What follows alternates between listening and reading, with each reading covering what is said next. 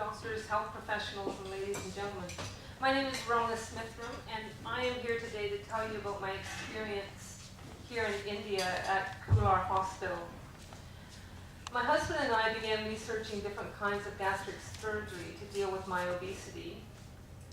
Even though the Canadian system is free, I was not satisfied with the type of surgery that was offered there. The United States offered the mini gastric bypass, but the costs were too high. Plus, matters were complicated through my previous gastric surgery, so I knew I needed a very skilled physician to take on my case. We finally came across Dr. Kular on a web search, and I emailed him my history, sending him my x-rays and speaking with him on the phone regarding my history.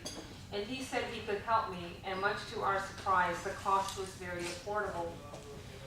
My husband and I both had conversations with him and were satisfied that he would be able to help me.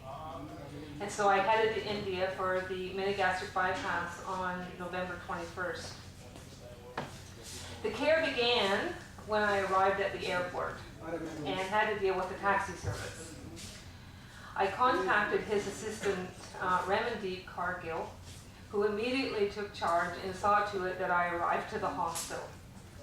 Upon arrival, I met with Dr. Kular and Ramandeep, who completed my history and examination, and then I was sent for x-rays and a cardiogram via hospital taxi. This is unheard of in Canada. That just wouldn't have happened. When I returned, the staff were waiting for me, and I was shown to my room, and the nursing staff were amazing at taking care of my needs and making sure that I felt at home.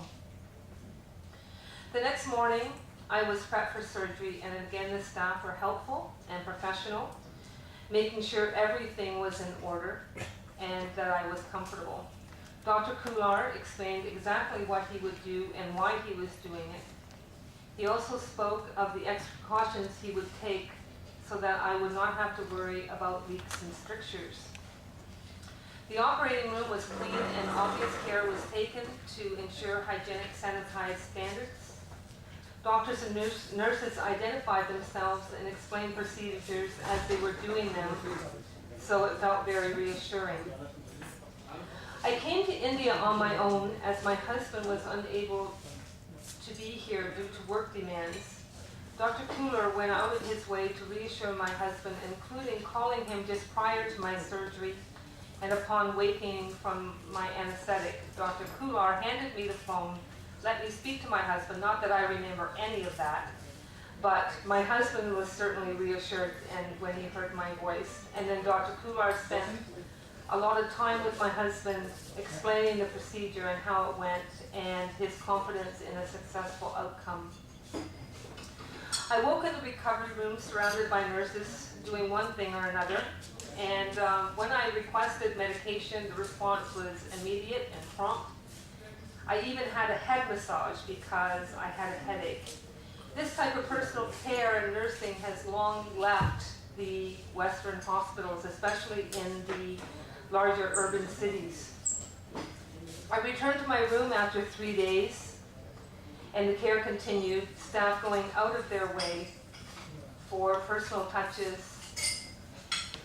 It wasn't something that I was used to, and I have spent a lot of time in hospitals over the last couple of years. Over the weeks I have stayed here in India, I have learned of the varying educational backgrounds of the staff, and what continued was, regardless of where they trained, the one thing that did not falter was their quality and professional standards. My meals were taken care of personally by Ramandeep, not just generated out of a hospital cafeteria. She made real effort to provide as much variety as possible that I could have on a liquid diet. But that kind of care meant a lot to me. Not only were the doctors and nursing staff caring, but so were the maintenance staff, the security guards, and the kitchen staff.